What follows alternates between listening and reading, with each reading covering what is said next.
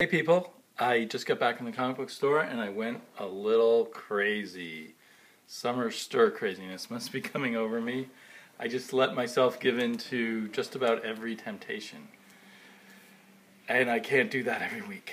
But anyway, this week I got myself Walt Simonson's Ragnarok #1. I just love that cover. And I do have fond memories of Simonson's Thor. Although, yeah, I'm nervous about getting on a $3.99 book because it makes so much more sense to get trades, but this is like my weekly psychodrama, trades versus expensive comics. I also gave in to my urge to get Transformers versus G.I. Joe with the kind of odd Kirby-esque artwork and I think script of Tom Scioli, if that's how you pronounce his name. Tom Scioli? So I'm hoping that I'll just have a lot of fun with this art. But again, it's a mixed thing because if I get on it, then I'm on a $3.99 book. I can kind of rationalize a $3.99 book that's kind of creator owned like Ragnarok, but this is franchise material. But I can tell I'm already kind of in love with the artwork here. It's very it's like somewhat Kirby, somewhat Herb Trimpe. And Herb Trimpe, who did I think he did some Transformers and he did Godzilla and he did G.I. Joe, I believe. And also had a really long run on the Hulk. He developed his style, his odd little style, by trying to be like Jack Kirby, but it came out pretty distinctively Herb Trimpe, or Trimpe.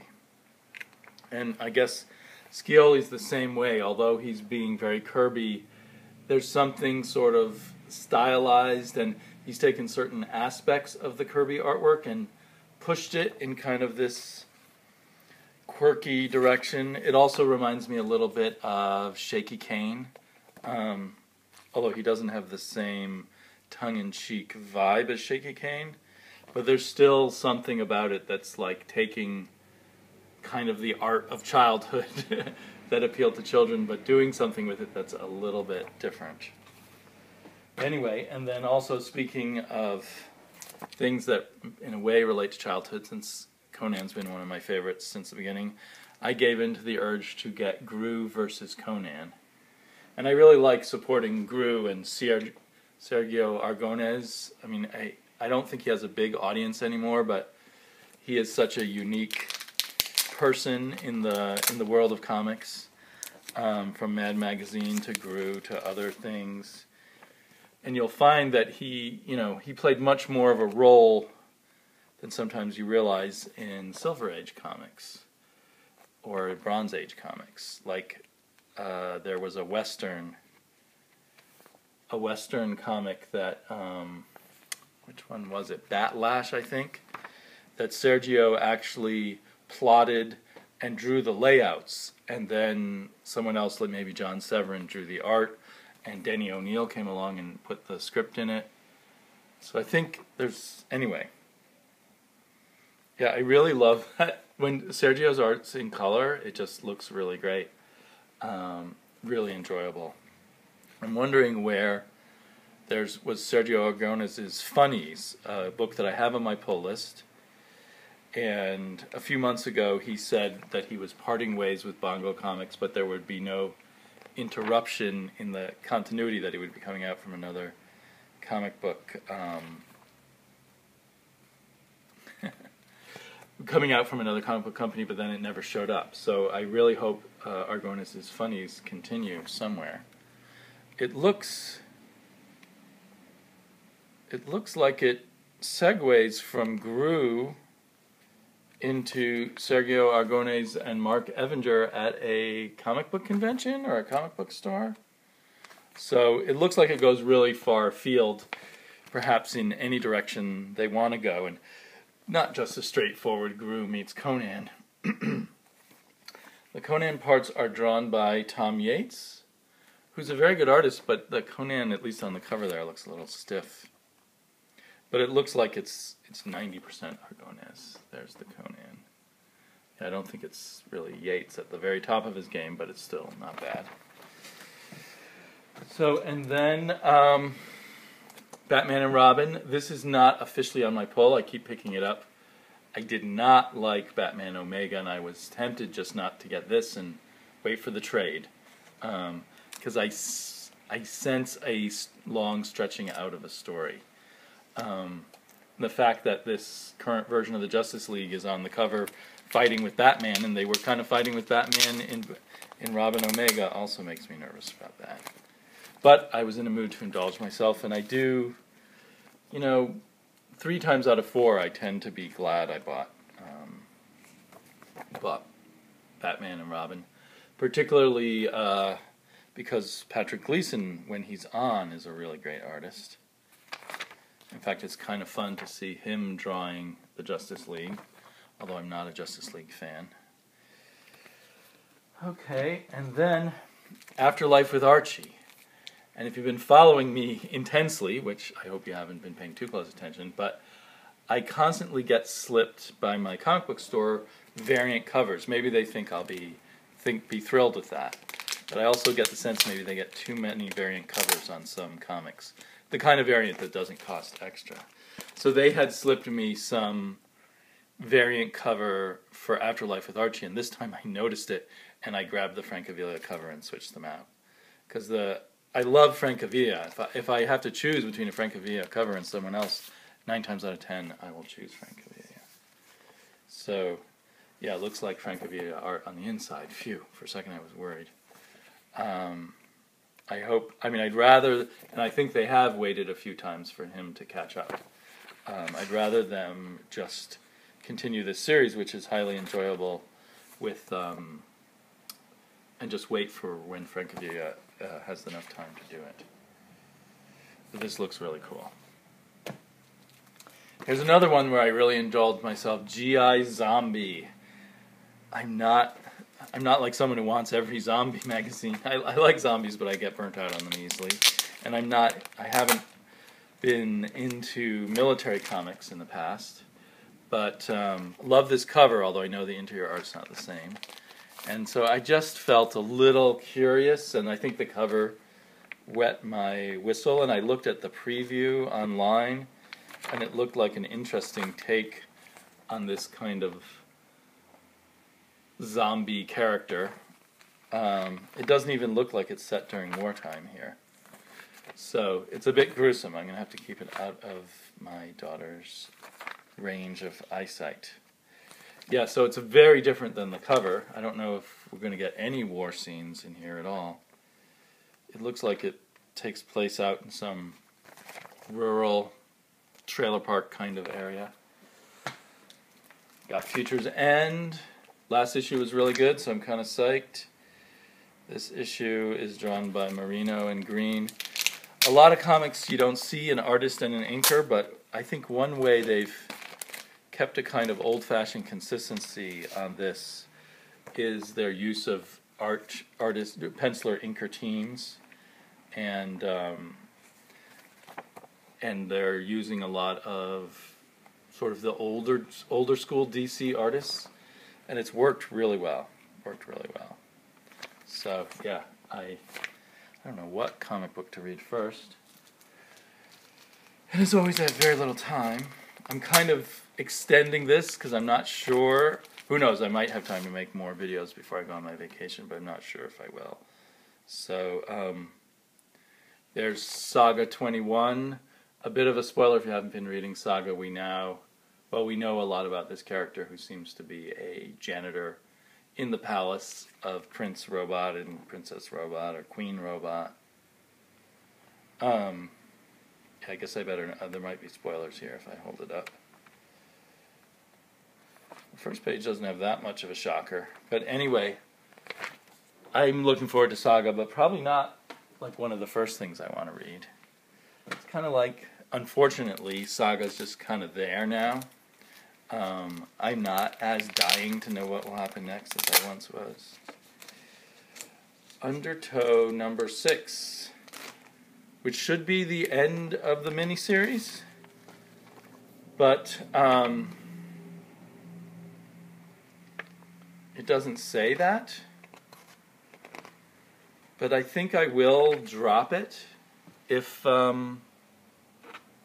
it continues. I might get it in trades. It's really cool, but I only have time and money for so many comics, and it's been a really hard one to understand. And while I like comics where you kind of have a trippy experience every now and then, I can only take so much of it. Most of the time I'm about the story. And I think this does have a good story hidden in it, but it's just not brought out very well. But boy, is that art kind of cool. So I can't remember if it's this, I think it was this, talking about all the extras they're going to put in the trade. And it's like, I've been, I get kind of mad being the buyer of the single issues, paying more and getting less. Wonder Woman. Now, with some comics, it's so exciting to get them monthly or weekly, like Future's End. I'm happy to pay a little extra to get that thrill.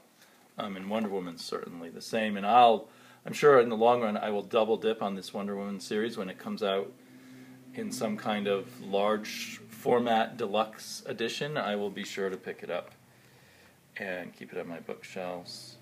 It's looking very good, looking pretty Cliff Chang-y. Yep, Cliff Chang is the penciler this time around, and as always, the wonderful colors of Matthew Wilson that have been helping to hold together Wonder Woman all this time. Red Lanterns is becoming a little more standard, a little less quirky, a little less of the Charles Soule magic in the last two issues. They're having a war against Atrocicus, the impossible to pronounce guy. And here it says at the mercy of the Green Lantern Corps. I don't like that. Crossovers, I know a big lantern-wide crossover is imminent. And the question in my mind is, can Red Lanterns kind of, everything's backwards on the screen, although I know it will be reversed back when it goes up on YouTube. Can the Red Lanterns maintain their own integrity in the face of yet another crossover? Charles Soule has done a good job with crossovers, as Comics Duh Comic pointed out to me on Twitter. Looking at this, I want to keep it, but I can't get everything. I don't know what I'm going to do. Trees. I'm pretty psyched about this. I wonder if this cover is symbolic or literal. Maybe the trees start growing things in pregnant women. That would be interesting. Or maybe pregnancy is used as a weapon. This is definitely, every issue's had a surprising, symbolic-ish kind of cover on it. Something unexpected, a little different. So I'm really appreciating their covers. Still don't know why more of the Saga book, not Saga books, Saga's one of them, more of the Image books, since they often don't have ads on the back cover, why don't they indulge in wraparound covers? Anyway, looks like this continues to be heading in the right direction. Finally, and also excited to read, just the weekly thing is really working for me, as I've been repeating over and over again. Which then begs the question, do I get World's End too, since I've been liking these weeklies so much? Each one of these weeklies, I hesitated, heard good reviews by other people, and then ran out and managed to scrape up the first 4 or 5 issues at once. That's a really nice cover. Looks like another Nguyen cover. It looks like Nguyen is the artist again. Looks like we're getting more of the Spectre Arkham Batwing story. Looks really nice. Nice coloring and everything. So, yeah, that's a lot of comics I'm excited about, and I guess that's why I spent so much money today. And finally, it's kind of weird because I think I just bought an issue of Back Issue like 3 weeks ago, and here's another one. I think it's a quarterly magazine, so I don't know what the story there is. But I couldn't resist Fantastic Four in the Bronze Age. That would be... I loved the Fantastic Four, and even though I consider the Kirby run the peak of the Fantastic Four, I started reading them in the Bronze Age, and I loved them in the Bronze Age, and slowly worked my way back to Kirby, reading very derivative of stuff of Lee and Kirby, but still loved the Bronze Age, so I couldn't resist this cover. And I really enjoy this magazine, obviously for the nostalgic and history side of me as a comic book reader. There is kind of two sides of me: the loving the old comics, the things that I wished I had as a kid and getting them, and then kind of be into, you know, where the art form is going now. So it's kind of two sides of my comic book brain functioning together a little bit and separate a little bit.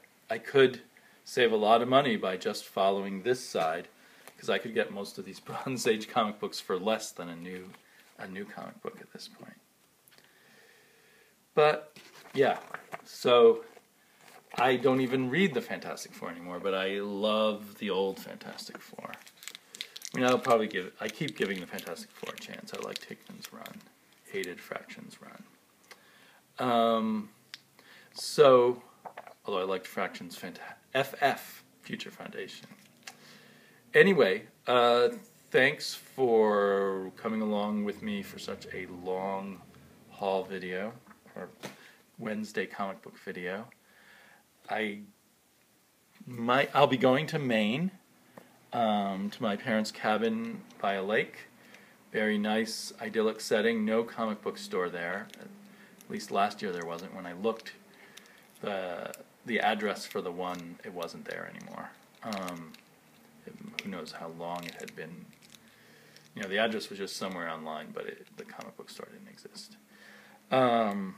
But I might find ways to do some vlogs or something on vacation, or I might not. So, talk to you guys later. Bye-bye.